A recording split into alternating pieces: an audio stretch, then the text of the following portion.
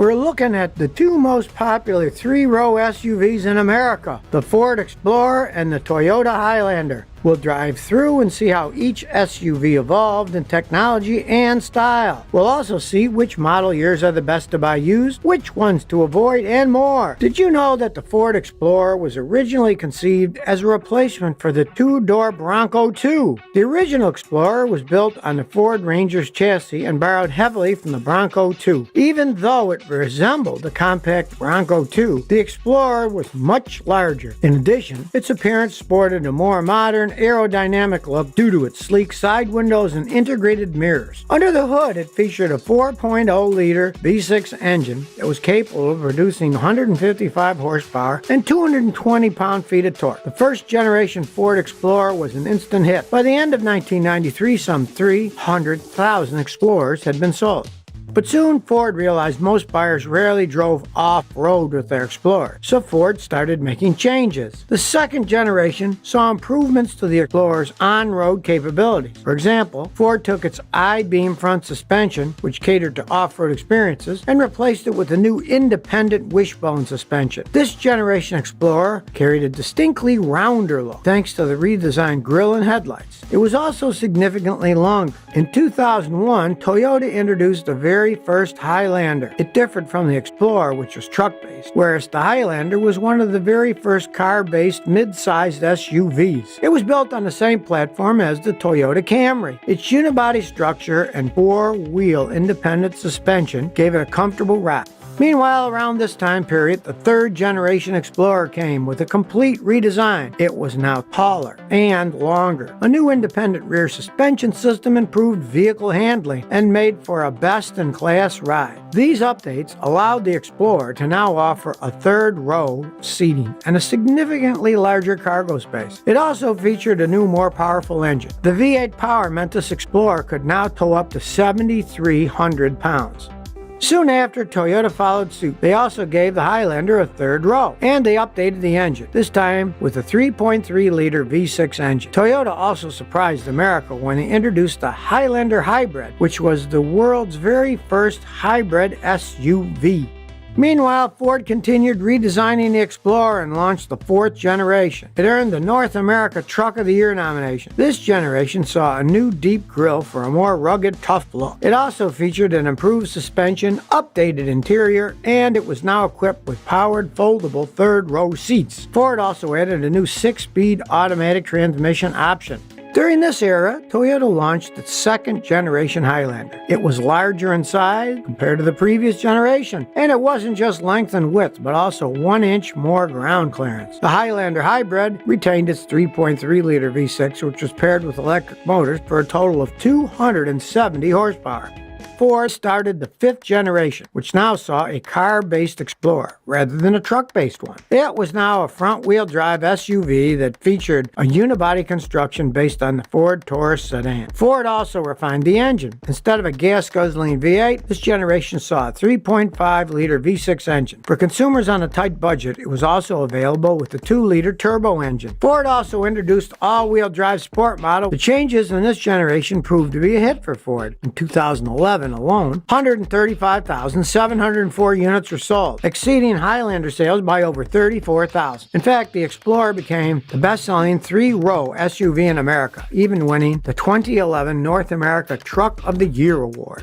Meanwhile, Toyota released its third-generation Highlander. Now it was rounder and looked more similar to other SUVs in its class. It was also beefed up. It was longer, wider, and for the first time, the Highlander could now seat up to 8 people. This also saw new safety features like blind spot monitoring, lane departure warning, and pre-collision warning systems. Shortly thereafter, Toyota gave birth to the fourth-generation Highlander, starting with the 2020 model. What's very unique is that it was tuned for the infamous 405 commute. In case you're not familiar, the 405 is a well-known freeway in Los Angeles. It has hills, corners, curves, and barriers, and residents call it the world's largest parking lot. So you can imagine how insanely bad the traffic is. That's why the Toyota tuned the Highlander for a typical 405 commute. So what does that mean? They actually drove several prototypes prototypes on the 405 as part of their research and development and testing process. And Toyota paid particular attention to the Highlander's ability to accelerate confidently and predictably on short on-ramps, steer responsibly to tackle curves and corners. The 2020 Highlander was larger and wider and had an additional 2.4 inches to the wheelbase. Ford also launched a new generation, starting with the 2020 Explorer. And this time, Ford made a big decision to move the Explorer to a rear-wheel drive platform. It shared the same platform as the Lincoln Aviator. This enabled the Explorer to have a longitudinal engine layout, which in turn meant they could move the front wheel forward and stretch the wheelbase by 6 inches. So we're talking more cabin space and cargo space. Also, the new Explorer saw its towing capacity improved by 66%. That was quite a significant jump. 3 engine options were available: a 2.3 inline-4 that output 300 horsepower, or 3-liter twin-turbo V6 capable of 365 horsepower, and the Explorer ST Performance model could get up to 400 horsepower, making it one of the most powerful SUVs on the market. Ford also released its hybrid version, the Explorer Hybrid, with an impressive 3.3-liter V6 and an electric motor that output 318 horsepower total. But now let's compare the 2021 Explorer versus the Highlander. Let's talk about power. The base Explorer comes with a 10-speed automatic and a 2.3-liter EcoBoost engine, which, if you're not aware, is Ford's line of turbocharged direct-injection petroleum engines. The new Explorer can tow as much as 5,300 pounds. So in terms of power and capability, it offers more than the base Highlander, which is the 3.5-liter V6 dual overhead cam engine that outputs 295 horsepower and can tow 5,000 pounds. As far as fuel economy, the Explorer is rated at 27 in the city and 29 on the highway. Compare that with the Highlander, which is 21 in the city and 29 on the highway. Let's talk about space. The 2021 Explorer can accommodate up to 7 passengers, depending on trim level. Contrast that to the Highlander, which can seat up to 8 people. So the Highlander has a leg up here. Let's look at the hybrid version. The Highlander Hybrid LE offers better fuel economy at 35 miles a gallon in the city and highway combined, compared to the Explorer Hybrid, which is rated at 28 miles per gallon in combined drive. One thing to be aware of is that the Explorer only offers the hybrid powertrain in its expensive limited and platinum trim levels. That's why Highlander Hybrid is a better value, because you can get a hybrid at a base price of $40,000 compared to the Explorer Hybrid Limited, which starts at $52,000. Did you know that recently Toyota filed a trademark for the name Grand Highlander in the US and Canada? That was just last December, and it raises an interesting question. If the current Highlander already boasts 3 rows of seats, then what will the Toyota use the name Grand Highlander for? Trademark applications don't guarantee that Toyota already has a new upcoming vehicle ready, but sometimes it can be a clue of a new vehicle in the works. Well, only time will tell, and I'm sure we're very curious as to what's coming around the corner. Now, if you're looking at a used Highlander or Explorer, which model year should you avoid and which are worth considering? Let's start with the Explorer. The Explorer started having serious transmission problems with the 2001 to 2008 models, but in particular, 2003 and 2005 models were the worst. Those models tend to need repairs quite early on, making them expensive to maintain even for a short period of time. The problem was resolved in 2009, so it's not much of an issue with models from that period onward. As far as more recent models, the 2013 Explorer received complaints of the body and paint, but it wasn't as bad as the 2017 Explorer, which had engine, transmission, and paint problems. The 2017 also had complaints of carbon monoxide odor, but that's another story. So which used Explorer models are worth considering? The 2 best years for a used Explorer are 2010 and 2011. 2010 model may be a little older, but it's the last classic style Explorer, and it's known to have a reliable engine, which is an important consideration. It was also the last Explorer of its era to have a V8 option, which offers better towing capability than a V6. Also, if you're an off-road enthusiast, the 2010 was the last to offer the classic all-wheel drive, front-wheel drive switch, because the models thereafter introduced a terrain choice style. 2011 year is a good bet too. It's a bit more advanced technologically and just as durable. 2022 Ford Explorer, for example. On the surface, it's widely marketed as an SUV, but it's actually a crossover. So what's the difference? But more than that, why you shouldn't buy a crossover. On the outside, both may look similar, but inside they're fundamentally different. A key difference between a crossover and an SUV lies within their chassis. The crossover is built on a car platform, meaning that it's a one-piece design. In other words, the body of the car and the frame form a single structure. But in a large SUV, the body is attached to a separate frame, and in that way it's built more like a truck. In fact, full-size SUVs are actually classified in America as light trucks. SUVs typically have a higher ground clearance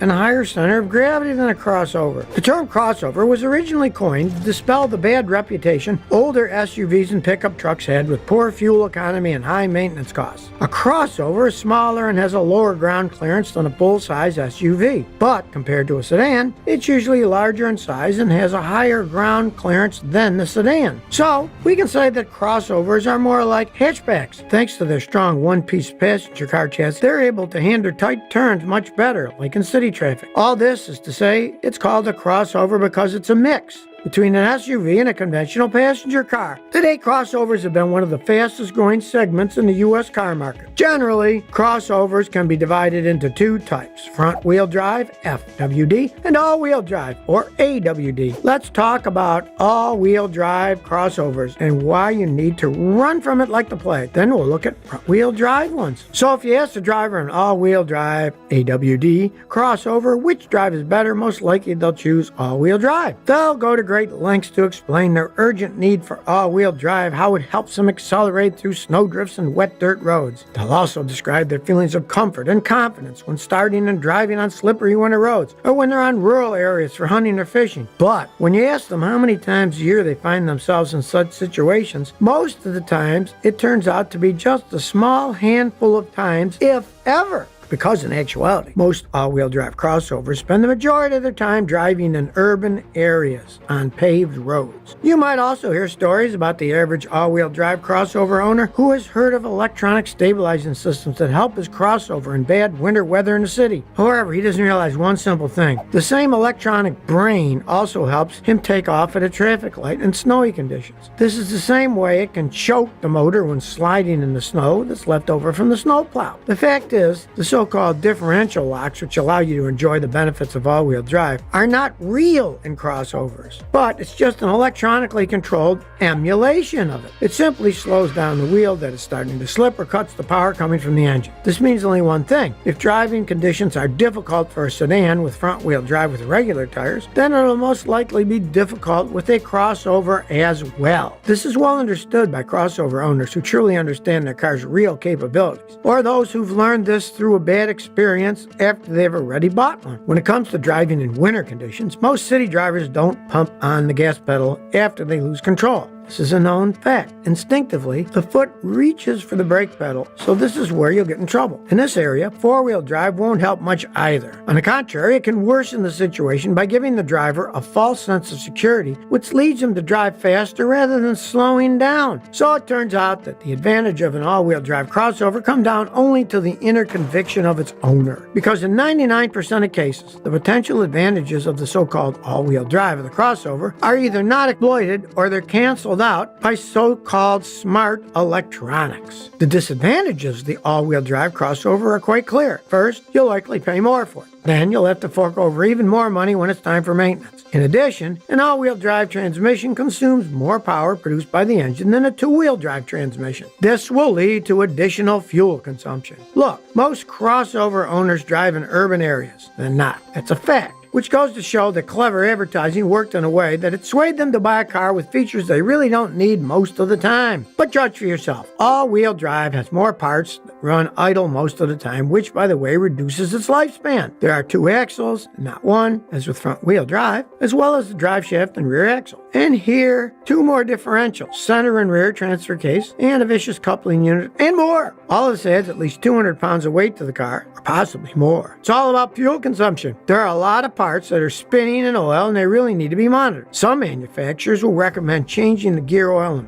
And if any oil seal leaks, the whole assembly may fail. I mean, the cost of maintaining an all-wheel drive crossover far exceeds the cost of servicing a front-wheel drive or rear-wheel drive sedan.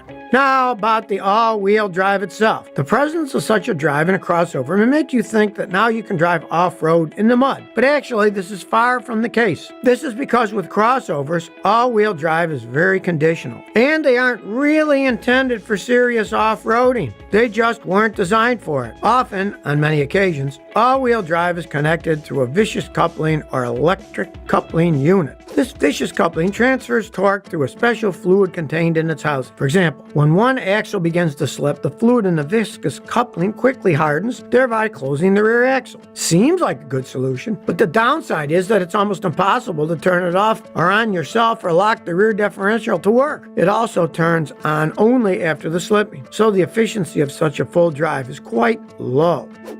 Now, what if the crossover with all-wheel drive doesn't have viscous coupling, but an electric coupling? Well, this type of coupling works differently. There isn't a special liquid here. Instead, there are electromagnets that open or close the discs when the voltage is applied to them, thereby connecting or disconnecting the all-wheel drive. The clutch is dry. There aren't any oils used in it, which is both good and bad at the same time. Good because you don't need to monitor the seals for leakage or change the fluid. That's a big plus. But the bad is that these clutches can quickly overheat. Here's how it works. The connection of the all-wheel drive occurs after the front wheel drive begins to slip. Press the button and the rear axle will lock. It seems that the solution with force blocking is much better than with a viscous coupling. But the problem is that the electric clutch overheats very quickly. So if it's engaged for a long time, the electromagnetic clutch will turn off after 3 to 5 minutes of slipping. You'll just have to sit in a deep puddle of mud waiting for this clutch to cool down so it can start all over again. Also, because of this overheating, the electric clutch fails quicker and you can't drive at all on asphalt in this mode. A better option is the hydromechanical clutch. This is designed very similar to the electromagnetic version, only here the discs open and close due to oil pressure, which is pumped by a pump located inside the clutch itself. But again, this doesn't guarantee that you'll be using four-wheel drive on a daily basis, and if you do, the likelihood is a crossover caught in a real off-road situation will get you out is very small. Yes, I'm sure that no sane driver will simply drive into such difficult terrain to test it out, but still, it's best to keep in mind this principle. If you're sure that a sedan can pass through a place, then a crossover can too. So the question arises, is it really worth paying more to get a crossover? Actually, if you live in a city where the snow is regularly plowed and you leave the city to places where there's just a few meters of dirt, then buying a crossover with an all-wheel drive system is just money down the drain. Consider this. For the price of a mid-size crossover with C-class equipment, you can buy a business sedan from the same manufacturer. But what if you live in a rural area where roads at certain times of the year can be closed off, or where there's a lot of snow in the winter? Then I'm here to tell you that a crossover is also not for you. A crossover is too fragile for such conditions. In those situations, you should think about a more robust vehicle like a full-size SUV or heavy truck. So you can see that all-wheel drive crossovers might look glamorous, but it's not as efficient in the city in general, nor powerful enough for serious off-roading needs. But it's the marketing campaigns that give consumers the wrong notion about the all-wheel drive crossover being an off-road conqueror. Of course, there are benefits to the crossover having a higher ground clearance than a standard car. For example, better towing capability than a sedan. But you have to ask yourself, how much you'll actually be towing with that compared to all the extra dollars you'll need to dish out to purchase and maintain it. Add to this that the clutch is a weak point for many crossovers. Even when driving on front-wheel drive on asphalt, the car always rotates the gears in the rear differential. All this slows down the car, not to mention the fact that it also adds a lot of weight to the car, making it even heavier. So draw your own conclusions. But what about the front-wheel drive crossovers? Are they any better? Can you justify its extra price? Does a slightly higher ground clearance mean greater cross-country ability? Doesn't it have more room for family and cargo?